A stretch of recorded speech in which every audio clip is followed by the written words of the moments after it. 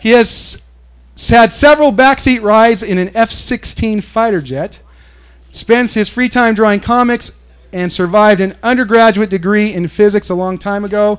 He's an Ignite Salt Lake 1 alumni, and he's going to tell us what is Ignite. Jason Alderman, give it up. Thank you, Andrew.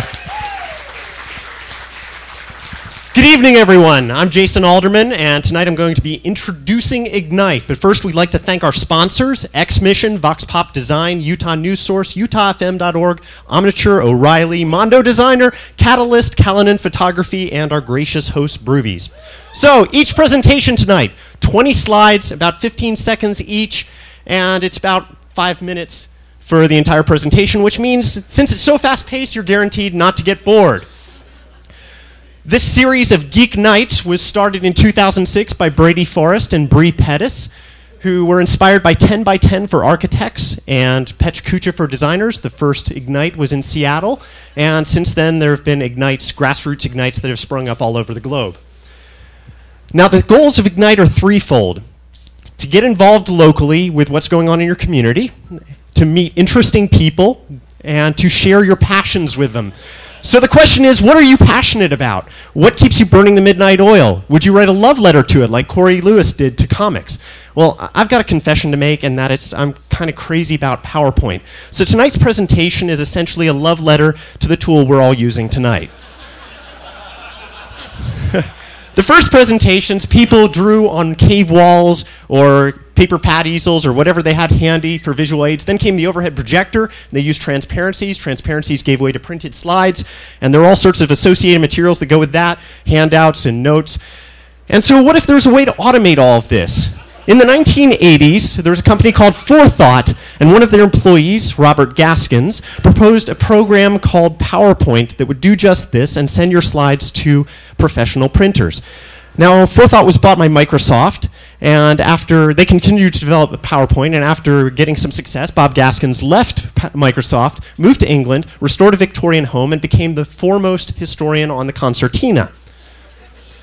Now, even though all that development was going on, PowerPoint isn't perfect. Some people hate it. One of these people is Edward Tufte, who thinks that PowerPoint damages the way we think by forcing our thinking into bullets. He blames it on the Columbia disaster, saying that NASA engineers were reporting their results in PowerPoint form instead of in detailed written reports. And Tufte has a point. When you look at the de facto slide anatomy, you've got garish themes, kitschy clip art, gratuitous animation, and even an auto-content wizard, which is something that David Byrne talked about in his presentation on the history of PowerPoint and how he's using it for art. Now, whether or not you agree with David Byrne and his art, he does have a valid point, and it's a philosophy that basically PowerPoint is a tool. It's a blank canvas, and the greatest presenters use this technique. For example, Lawrence Lessig uses words as text and has kind of a beat poetry cadence using XML tags to open and close thoughts. Merlin Mann uses stock photos with just a few images. And moving further down the line, Scott McCloud, no, wait, let's use Will Wright for the name alliteration, uses presentations that are entirely images flipped through at a breakneck speed. You can get a lot more examples of really good talks at TED.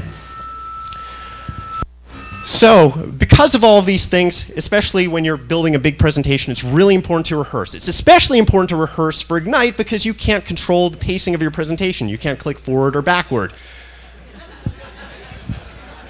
It's also good to know your audience, to know the demographics. Because what you're giving to a big audience, like here in this room at Broovies, is different from what you're giving at a small conference room. It also helps to know that, for example, at Ignite, 60% of the audience is probably going to be techie. So you could talk about technical subjects, but you can't get into too much detail because of the format. Kathy Sierra of Creating Passionate Users says that human brains are hardwired to learn from emotional experiences. In early survival days, that was fear, but laughter works just as well. So tell an entertaining story. AI researcher and educational theorist Roger Schank says that stories are how the human brain encodes memories, which is probably why I can remember, or I can't remember, the steps of the Krebs cycle, but I can remember the bedtime stories from when I was 4 years old. Anyway, tonight we've got a great lineup, everything from photography to building robot brains to user experience, educational social networks, Internet video, possibly. The death of IE6, salty punks. Then we've got a nice intermission with some PowerPoint karaoke, get some food up at the bar, and it's bam, back into it with Who's Your Mama, Nuclear Humor, InfoViz, Pee Wee Herman, 20 Senses, Base 2 Logarithms, Crowdsourcing, and Entrepreneurial Rockstarism. So, with that, I hope you have a great evening, folks. Thank you again to our sponsors. And if you have any further questions about my presentation, it's online at the website. Thank you.